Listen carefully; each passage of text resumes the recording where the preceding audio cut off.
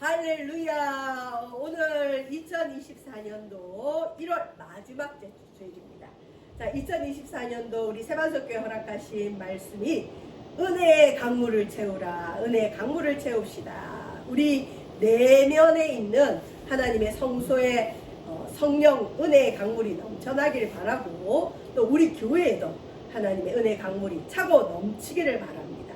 자, 여러분, 이 은혜의 강물이 왜 차야 되냐면, 은혜의 강물이 차고 넘쳐서 이곳을 통해 흘러가면, 또 여러분 마음에 은혜의 강물이 차고 넘치면 세상이 살아나요. 여러분 가정이 살아나고 우리 개인이 살아납니다. 죽은 것들이 살아납니다. 우리 가정에, 우리 개인에 죽어있는 부분이 있지요. 우리 영은 살아서도 우리의 삶의 현장에 죽어있는 것들이 살아나는 키가 뭐냐? 하나님의 은혜의 강물, 은혜가 있어야 됩니다. 생명수 강물이죠. 자, 오늘은 이 은혜의 강물이 차고 넘치면 맺혀지는 열매가 있는데, 평안, 평강. 그래서 오늘 말씀의 제목은 평안을 주노라. 저와 여러분, 하나님의 은혜를 듬뿍 받고 하나님께서 주시는 평안을 받아 누리시길 바랍니다. 자, 여러분 평안하세요? 할렐루야.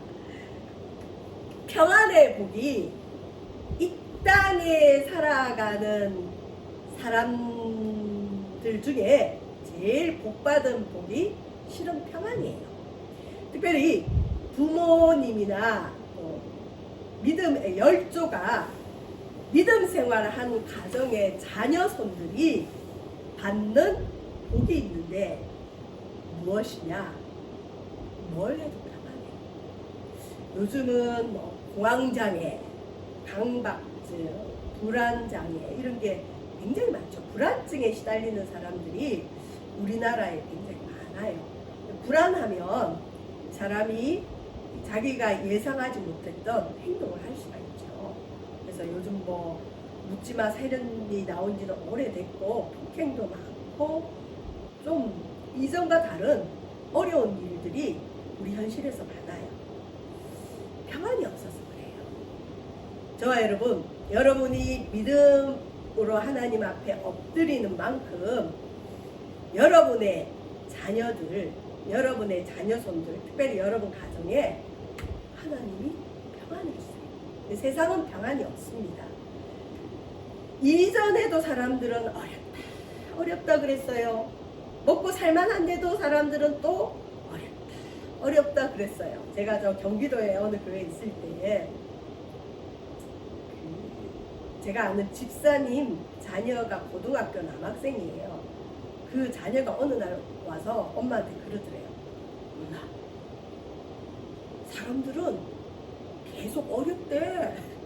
그러더래요. 그래서 왜? 그랬더니 자기가 단골 미용실을 가서 머리를 정리하는데, 그 미용사 되시는 분이 자기가 어릴 때부터 그 미용실을 다녔기 때문에 아는데, 어릴 때도 그 미용사 디자이너는 항상 사람 붙들고 어렵다, 먹고 살기 어렵다, 장사가 안 돼서 어렵다, 요즘 뭐가 힘들다, 이렇게 어렵다는 얘기를 했대요. 근데 자기가 이제 고등학생이 됐는데도 오늘도 이렇게 머리를 손질해주면서 또 여전히 옆에 있는 손님들이나 주변 사람들하고 얘기하잖아요. 얘기하면서 어렵다 그러더래요. 뭐가 어렵지 하고 들어보니까 먹고는 살만하지만 남들보다 못 누리는 것에 대한 어려움이 있다. 그러면서 이제 아들이 묻더래요. 엄마, 우리도 어려워? 그러더래요. 근데 물론 그 집사님도 항상 어렵다 말을 달고 살았는데, 아들 얘기를 듣고 아니지, 이전보다는 살기는 좋아졌는데 우리 아들 말이 맞지, 어려운 게 아니라 이전보다 살기는 좋아졌는데 뭘 빼앗긴 거죠? 평안을 빼앗겼어요. 하나님이 주는 평안은 빼앗기고, 그리고 지금 현재 누리고 있는 것에 대한 감사와 평안은 없고, 자꾸 비교하면서 못 가진 것에 대해서 집중을 하다 보니까 평안이 없는 거죠. 저와 여러분 혹시 그런 마음은 아닌지 한번 돌아보시길 바랍니다. 여러분은 평안하십니까? 주님은 우리에게 세상이 주는 평안 말고요, 진정한 평안을 주기를 원하십니다.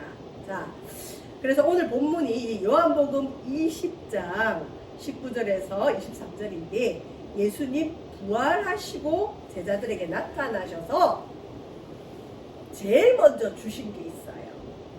답을 미리 알려드리겠습니다. 평안을 주셨어요. 자, 여기 보시면 이날 곧 안식 후 첫날, 예수님 부활하신 날이 안식일 다음 날 첫날이거든요. 그래서 주일, 오늘 일요일을 왜 주일이라 하느냐, 주일은 주말의 끝이 아니라 첫 주의 시작이고, 로마 달력에 의하면 유대인들은 이제 안식일 날이 토요일이에요.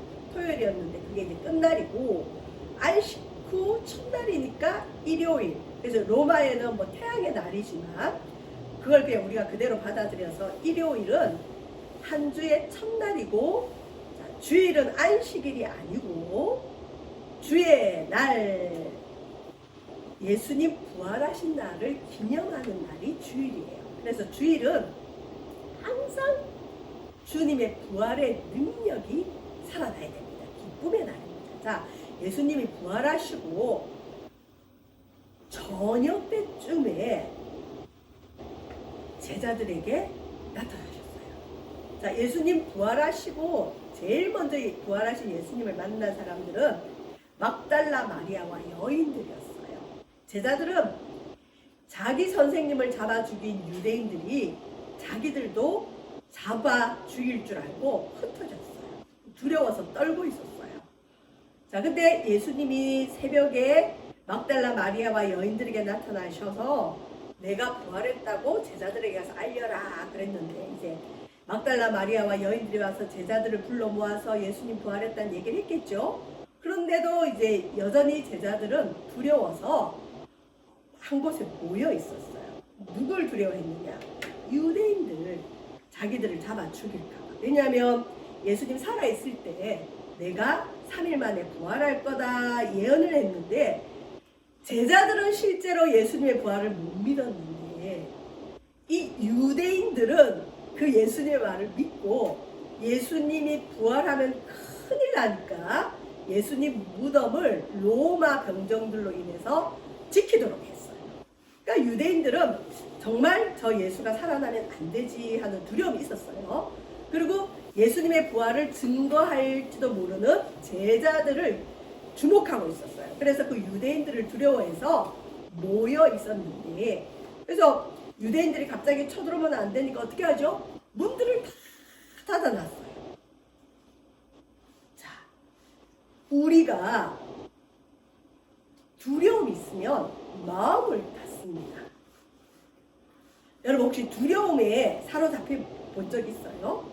공황장애, 강박증 이런 앓는 분들 얘기를 들어보면 궁극적으로 그분들의 마음에 두려움이 커요. 특히 공황장애는 패닉 상태에 빠지거든요. 근데 그때는 자기가 죽을 것만 같은 두려움이 온대요. 그럼 그분들 보면 이제 마음의 문을 닫아버려요. 안 죽기 위해서 어디에 숨기도 하고 사회생활도 하는데 어려움이 있죠. 자, 오늘날 우리가 하나님 앞에 나와도 뭔가 두려움의 마음이 있으면 하나님을 향해서도 마음을 닫아버립니다. 저와 여러분, 우리 삶에 닫힌 문이 무엇인지 한번 살펴보길 바라고, 자, 문이 닫혀 있었는데 예수님이, 우리 이 본문을 가지고 목회자들끼리 원래 하나님 말씀 갖고 농담하면 안 되지만 성도들한테 잘 전달하기 위해서 백 투 더 퓨처, 우리 그런 영화가 있었는데 벽 뚫어 퓨처 이런 말을 했어요. 예수님이 벽을 뚫고 제자들이 오셨어요. 문을 다 닫았는데 어떻게 예수님이 오시죠? 근데 제자들에게 가고 싶은데 문을 다 닫아놨잖아요. 근데 예수님이 노크를 하면 얼마나 두렵겠어요, 제자들이. 내가 예수다 해도 문 안 열어주겠죠. 이거는 유령일 수도 있고 로마 병정들이 자기들 잡기 위해서 가짜로 그랬을 수 있다. 그래서 예수님이 벽을 뚫고 제자들이 모인 곳에 왔어요.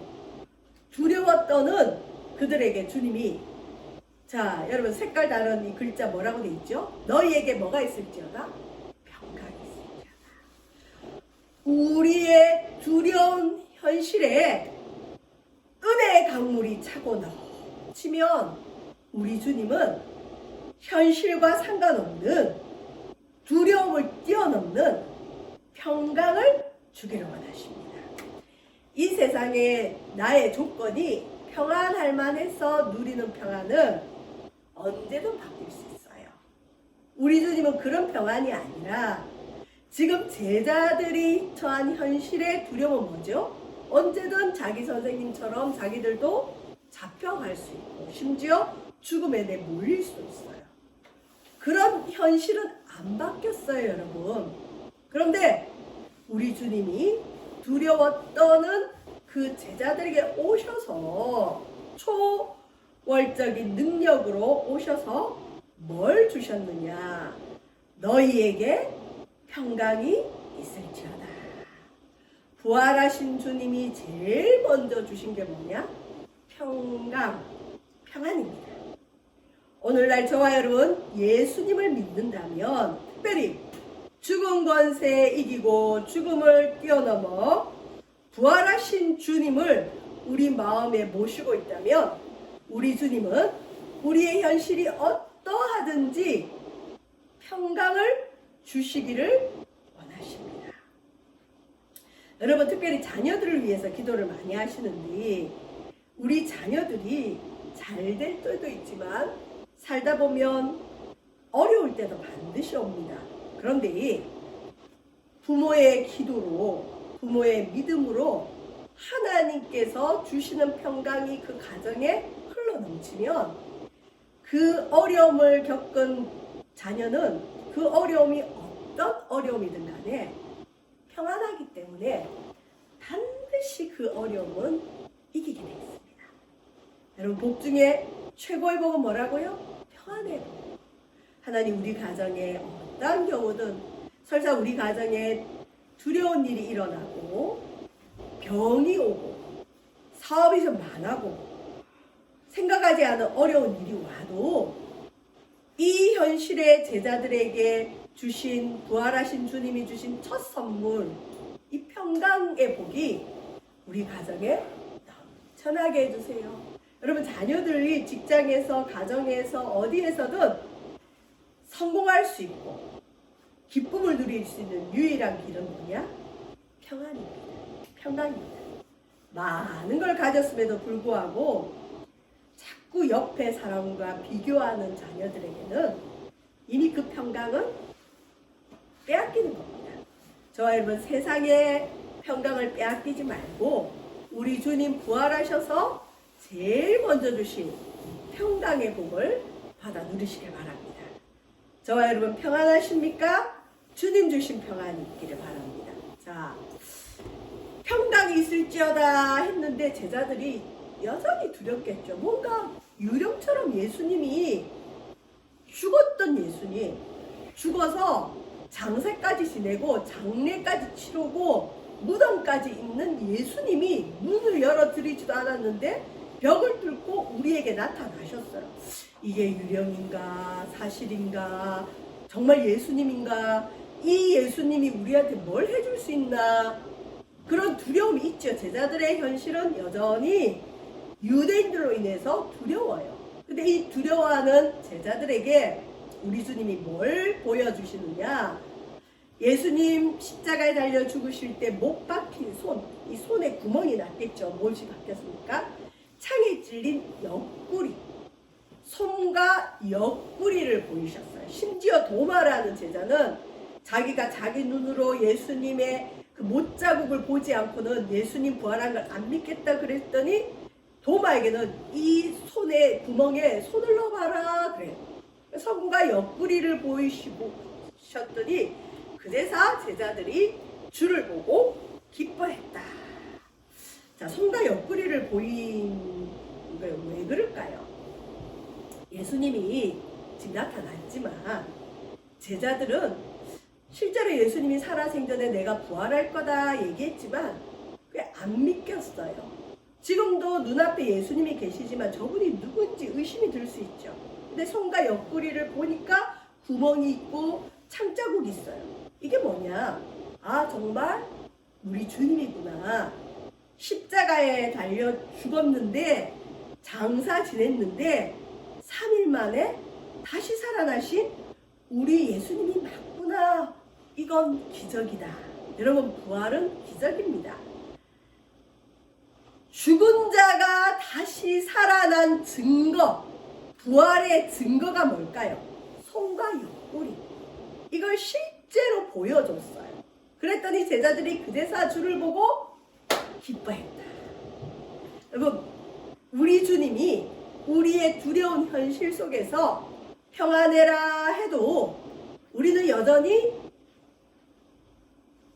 그 평안하라는 말씀이 안 들릴 수 있어요. 우리 현실이 바뀐 건 없지요.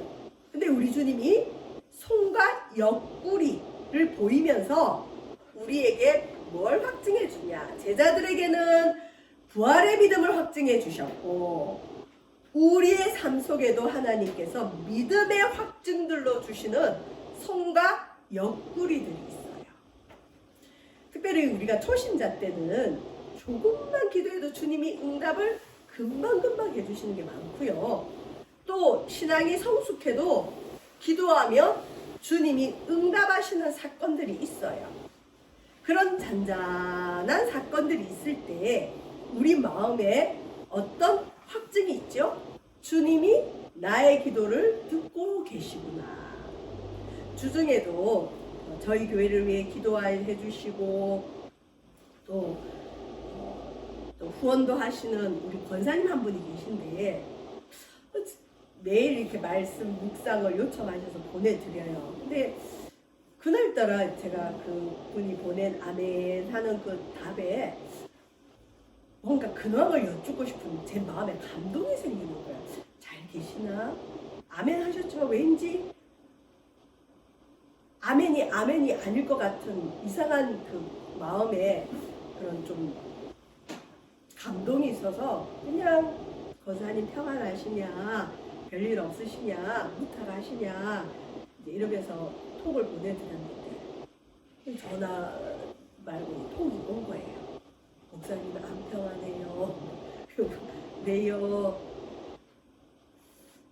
그분이 이제 암 환자신데 일상생활 다 잘하세요. 열심히 하고 계시고 근데 몇 년 안 된 어떤 암이 있는데 그게 전이가 돼서 1월 말에 이제 다시 조직 검사하고 6월 7일인가 그때 이제 바로 이제 수술을 한다 이런 톡이 왔어요. 근데 그분이 올 한 해에 하나님께 맡은 바 사명이 많아요. 사역이 많아요. 원래 사역이 커질 때 그런 어려움이 올 수 있어요. 그래서 근데 지금 본인이 그 얘기 듣고 아무한테 얘기를 하지 않고 혼자 당황한 마음으로 병원을 딱 나서는데 목사님이 제일 먼저 카톡이 왔어요. 근데 그게 본인한테 큰 확증이 되는 거예요. 이 목사님이 어떻게 알고 나한테 평안하시냐, 별일 없으시냐, 왜 문자가 왔지? 어떻게 알지? 성령님께서 나에게 위로 주시구나. 나에게 믿음의 확증을 주시구나. 네가 지금 황당한 일 겪은 거 내가 알고 있다. 확증 주시구나. 그걸로 권사님이 힘을 얻으시는 거예요. 그래서 제가 권사님 같이 기도해요. 이런 일들이 여러분 우리의 삶에 많습니다. 이런 믿음의 확증을 왜 주시느냐? 기뻐요. 현실은 우리가 원하지 않는 일이 얼마든지 생깁니다. 왜냐하면 우리 인생의 주인은 하나님이기 때문에 하나님이 우리 인생을 이끌고 계세요. 물론 예수 믿어서 모든 것이 좋으면 좋지만 우리 주님은 분명히 우리에게 좁은 길로 가라고 했어요. 예수 믿고 평안하기만 하면 신앙은 타락합니다. 예수 믿고 번영만 하면 큰일 납니다. 잘못하는데도 주님이 계속 잘 되게 하시면 그 사람은 버린 사람일 수도 있어요. 우리 삶에는 간혹 두려움의 현실이 와야 돼요. 그때 우리가 좁은 길을 선택하느냐, 세상의 넓은 길을 선택하느냐, 그때 우리 믿음이 테스트를 받는 거예요. 그리고 우리 믿음의 정결함을 위해서 우리 주님은 간혹 지금 제자들이 잡혀갈 수 있는 이 두려움 가운데 두시면서 주님이 버린 게 아니에요. 부활하신 주님이 나타나셨고 찾아오셨고 손과 옆구리를 보여주고 여전히 우리 삶에는 어려움이 있고 두려움이 있지만 주님은 무엇으로 우리와 함께 하시느냐? 손과 옆구리와 같은 믿음의 확증들. 그래서 우리 주님이 우리 삶에 잔잔하게 주시는 여러분 믿음의 확증들을 무시하지 마시길 바랍니다.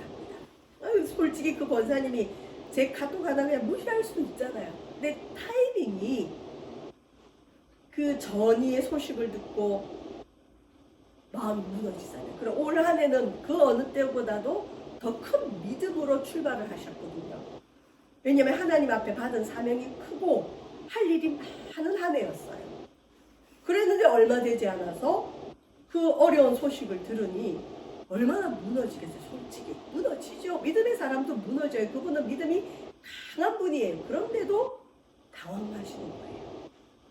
아무도한테 얘기도 하지 못하고 있는데 그 문자 하나 보고 하나님이 나를 위로하고 계시구나.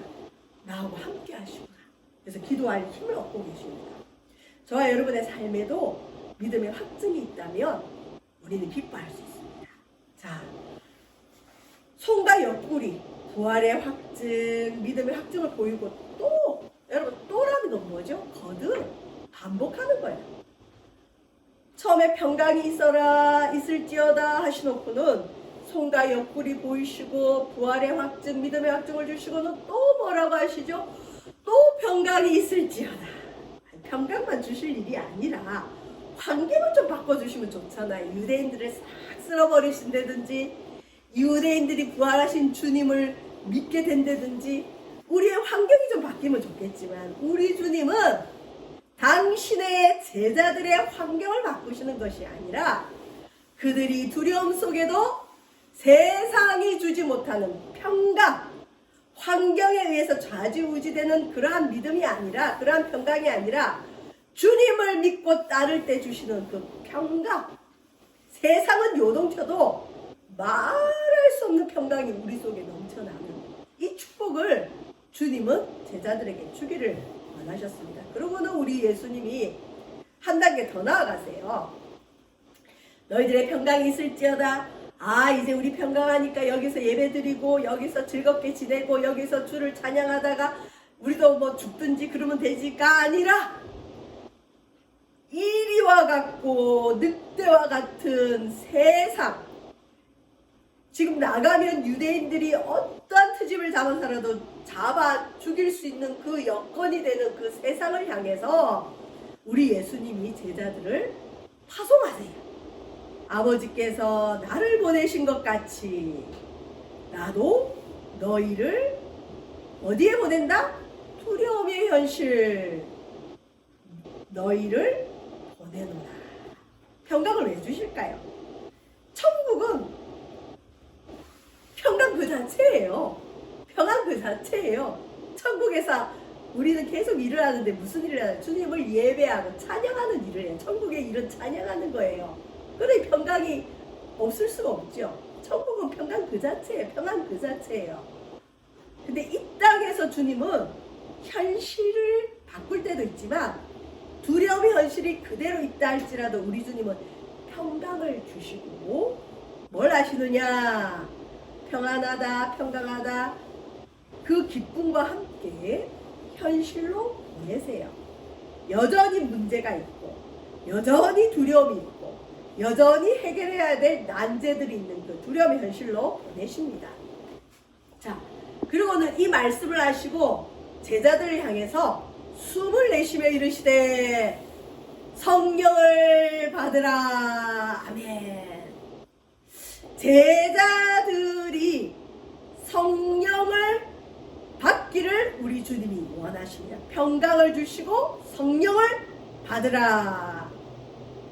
부활하신 주님이 우리에게 주시고 싶은 것은 하나님의 평강과 함께 성령, 하나님의 영, 성령을 받기를 원하십니다. 자, 성령을 받으라 말씀하시고는 우리 예수님이 좀 특이한 말씀을 합니다. 죄의 문제를 거론하세요. 너희에게 평강이 있을지어다. 성령을 받아라. 자, 그리고 너희를 세상으로 파송하는데 너희가 누구의 죄든지 사한단 말은 용서한다. 용서하면 그들이 용서함을 받을 것이고 너희가 누구의 죄든지 그대로 두면 그대로 있습니다. 이 말씀으로 일단 부활하시고 첫 만남을 마무리하십니다. 여러분, 이게 무슨 말일까요? 평강을 주노라. 평강이 있을지어다. 평안을 너에게 주노라. 성령을 받으라. 그러면서 죄 문제를 거론하십니다.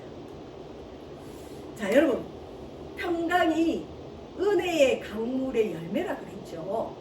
은혜가 차고 넘치면, 부활하신 주님을 만나면, 믿음의 확증들을 가지면 평강이 와요. 이건 세상이 못 빼앗아가요. 그냥 평안해요. 말할 수 없는 강 같은 평안이 우리에게 넘칩니다. 자, 이 평강은 실은 성령이 오셔야 돼요. 성령이 오셔야 이 평안이 있어요. 그래서 주님은 성령 받으라 얘기하시죠. 성령을 받는 조건들이 있는데 사도행전 2장으로 넘어가시면 회개하고 세례를 받고 기도할 때 우리 주님은 성령을 주시는데, 특별히 성령 받으라 다음에 말씀이 뭐냐? 죄 용서에 대한 말씀. 이 죄는 먼저 나의 죄. 여러분, 우리 죄는 무엇으로 씻음받죠? 예수님의 피, 예수님의 보혈로 죄 용서를 받죠. 근데 우리 예수님이 뭐라 그랬죠? 사도들, 예수님의 제자들에게 너희가 누구의 죄든지 사하면 사하여질 것이요 누구의 죄든지 그대로 두면 그대로 있습니다. 지금 유대인들은 죄를 짓고 있어요. 예수님을 이미 잡아 죽인 죄가 있고, 이들이 이제 나가야 될 세상은 죄로 물든 사람들이 넘쳐나는 곳입니다. 그러면 제자들도 그 죄로 인해서 고통을 겪겠죠. 그러면 그 평강의 복, 성령을 받아 누리는 그 제자들이 막닥뜨리는 현실 속에서 누군가의 죄로 인해서 고통을 겪어요. 그런데 예수님이 너희가 그들의 죄를 용서하면 그들의 죄도 용서함 받을 것이고, 너희가 그들의 죄를 용서하지 아니하면 그들은 그 죄 그대로 있을 것이다. 이게 사도들의 권능이고 오늘날 예수님을 마음에 모신 사람의 능력입니다. 저는 가정에 큰 어려움을 겪든지 개인의 어려움이 있는 분들에게 같이 기도하면서 결정적일 때는 권하는 기도가 하나 있어요. 예를 들어서 아들의 어떤 문제가 있어요. 근데 그 아들이 하나님 앞에 징계받을 수밖에 없는 어떤 죄의 문제가 있어요. 때로는 남편, 때로는 부인. 그러면 그 아들 변화되게 해주세요. 그 죄에서 빠져나오게 해주세요. 우리 남편 변화되게 해주세요. 우리 부인 변화되게 해주세요. 라고까지는 기도를 다 해요. 누구든. 그런데 거기서 멈추지 말고 그 아들의 죄를 대신 우리가 함께 회개해 갑시다. 그 부인의 죄를 대신 회개합시다. 그 남편의 죄를 대신 회개합시다. 라고 권하면 대부분의 반응이 그걸 내가 왜 해요, 목사님? 그래요. 내가 저 사람 변화되게는 기도할 수 있어. 왜? 누구를 위해서? 나를 위해서. 물론 하나님 영광을 위해서겠지만, 근데 자기 죄는 자기가 회개해야지 내가 무슨 그걸 회개 기도를 해주나요? 우리가 회개해준다고 그 사람의 죄가 없어지지는 않는데, 우리가 그 사람의 죄를 마치 자기의 죄인 것처럼 하나님 앞에 회개하는 건 구약의 전통이 있어요. 구약의 제사장들이 속죄 예물을 드릴 때 먼저는 자기 자신의 죄를 용서함 받는 제물을 드려요. 자기의 죄가 용서함 받고 나면 이제 다른 사람들의 죄를 위한 제물을 가지고 주 앞에 나아갑니다. 중보기도죠. 중보기도는 한계는 분명히 있어요. 그러나 오늘 말씀에 보면 너희가 누구의 죄든지 용서하면 그가 용서함 받을 것이고 누구의 죄든지 그대로 두면 그대로 있을 것이고, 지금 죄 가운데 있는 그 사람은 죄 용서를 받을 수 있는 조건도 안 돼 있고 기도도 못하고 어떻게 용서함 받는지도 몰라요. 근데 그 영혼을 그대로 두면 그 사람은 그 죄 가운데 그냥 죽습니다.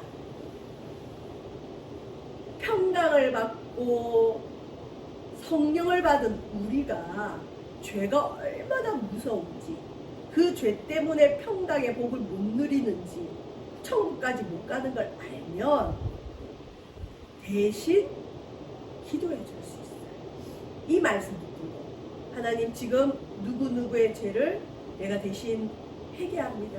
물론 이게 완벽한 회개는 아니지만 주님, 그 죄를 깨닫게 해주세요. 알게 해주세요. 그러면 여러분, 놀라운 건 그 사람의 죄에 대해서 주님이 용서하시면서 그 영혼에게 역사하기 시작해요. 근데 죄로 완전히 뒤덮여 있으면, 죄로 뒤덮여 있는데 나도 그냥 그 사람을 정죄하고 내버려 두면 그 사람에게는 빛이 들어갈 통로가 없어요. 저와 여러분은 우리 주님 왜 부르셨느냐? 죄를 사하는 권세를 우리에게 주세요. 예수님의 이름으로. 우리가 죄를 사한다기보다는 그 사람이 그 죄를 깨닫고 회개할 수 있도록 돕는 겁니다. 자, 죄 용서와 성령을 받으려면, 성령 받아야 평강이 오는데 반드시 죄 용서가 있어야 되죠. 은혜의 강물의 열매가 성령 받고 평안을 누리는 것인데, 전제 조건은 죄 용서. 먼저는 나의 죄를 용서받고 더 나아가서 다른 사람의 죄까지도 하나님 앞에 회개할 수 있는 그 사랑의 마음. 초반에 얘기했지만 여러분, 믿음의 부모의 자녀들이 누리는 최고의 복이 뭐라고요?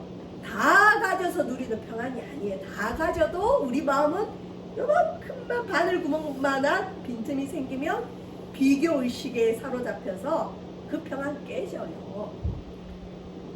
건강 잃으면 평안 깨지죠. 가지고 있는 물질 빼앗기고 나면 평안한 사람 몇 명 있겠어요. 그러나 어떤 여건에서든 우리 자녀들이 평안의 복만 있다면 넉넉히 모든 것을 이깁니다. 제자들처럼 현실은 안 바뀔 수 있어요. 그러나 그 현실을 뛰어넘을 수 있는 평강입니다. 그러면 문제는 해결되죠. 여러분, 우리 자녀손들에게 특별히 이 땅에 평안의 복이 임하기를 바랍니다. 이 땅에서 누릴 수 있는 최고의 복이, 여러분, 어떻게 보면 영생이나 구원은 천국에서의 어떤 삶이죠. 이 땅에서 우리가 누릴 수 있는 최고의 복이 평안이에요. 이 땅이 시끄럽죠. 평안이 없습니다. 이 땅의 죄를 사하는 기도. 하나님, 우리나라의 죄를 용서해 주세요. 북한에 저 죄를 용서해 주세요. 지금 이스라엘과 하마스의 죄를 용서해 주세요. 우크라이나의 죄를 용서해 주세요. 러시아의 죄를 용서해 주세요. 그래서 이 땅에 평강이 오게 해주세요. 자, 우리 자녀들이 요즘 청소년, 청년들, 특히 이 나이대가 점점 줄어들죠. 초등학생들에게도 지금 너무 충격적인 일들이 많이 일어나요. 왜 그럴까요? 어릴 때부터 예배나 말씀이나 은혜에 이전에는 노출이 많이 됐어요. 이전에는 물론 아이들이 많이 없어서 교회에 그 다음 세대가 없을 수도 있지만, 어릴 때부터 하나님 말씀이 들어가기 전에, 은혜가 들어가기 전에 미디어에 노출돼. 요즘 아이들 갖고 노는 게 제일 1순위가 뭐예요? 태블릿 PC, 유튜브 아이들 많이 보죠. 거기서 좋은 것만 봐도 괜찮지만 폭력적인 거, 자극적인 거, 특히 게임 좋아하는 분들, 제가 게임을 비하하는 건 아니지만 게임 속에 쉽게 남을 죽이는 게 많이 나오잖아요. 매일 게임을 하면서 스트레스 푼다고 누구를 죽이는 그 일을 하고 영화를 통해서 폭력이나 살인 이런 데 노출이 되면, 여러분, 매일같이 그걸 보는 아이들이 평강이 있을까요? 없죠. 그러니까 자기에게 평강이 없고 늘 접하는 게 부모는 맞벌이 가서 돌보는 사람 없고 아이들은 그냥 태블릿 PC 가지고 폭력물이나 살인이나 게임만 하니까 똑같은 그 본 것대로 산다고 학교 가서도 누군가를 죽이고 왕따시키고 폭력을 일삼는 이런 현실이 됐어요. 지금 살인들도 되게 많이 일어나죠. 이 청소년 문제고 사회 문제가 됩니다. 지금 현실은 평강하지가 않아요. 그리고 앞으로 주님 오실 때까지 더 평강하지 않을 거예요. 현실은 안 바뀔 수 있고 더 나빠질 수 있어요. 이 현실 속에서 우리 주님은 너희에게 평강이 있을지어다. 우리의 현실, 우리 모든 세대에 평안이 필요합니다. 이전에 아이들은 행복했는데 요즘 아이들은 안 행복해요. 너무너무 힘들어요. 학원 다니느라 정신이 없죠. 청소년, 청년들 불행하죠. 청장년들, 중년, 노년에 이르기까지 평안하다는 사람을 별로 만날 수가 없어요. 세상 평안 말고요. 자, 우리의 현실에 평안이 필요합니다. 이 평안을 주님이 주시는데 세상이 주는 것 같지 않고요. 현실에 좌지우지되는 평안이 아닙니다. 평안을 위한 기도를 합시다. 평안이 최고의 복입니다. 자녀가 지금 어떤 삶을 살든 내가 어떤 삶을 살든 주님이 주시는 평안이 있으면 모든 것 감당해 냅니다. 그러려면 첫 번째 죄 용서를 위합니다. 회개는 항상 하나님 앞에 은혜가 먼저 있고 회개가 있어야 돼요. 또 회개가 있어야 은혜가 옵니다. 자신의 죄와 타인의 죄를 용서 구하는 기도를 하고 성령을 위해 우리 기도하고 성령 받기를 위해 기도하고 평안을 주노라 하셨으니 하나님 세상이 줄 수 없는 그 평안 나에게 주옵소서. 기도할 수 있는 저와 여러분 되시길 주의 이름으로 축원드립니다. 기도하겠습니다. 부활하신 주께서 제자들에게 첫 번째 주신 말씀은 거듭하여 주신 말씀은 너희에게 평강이 있을지어다. 하나님 이 땅은 평안이 필요합니다. 세상과 비교할 수 없는 큰 평강을 우리 교회와 우리 성도들과 이 땅에 허락하여 주옵소서. 예수님 이름으로 기도합니다. 아멘.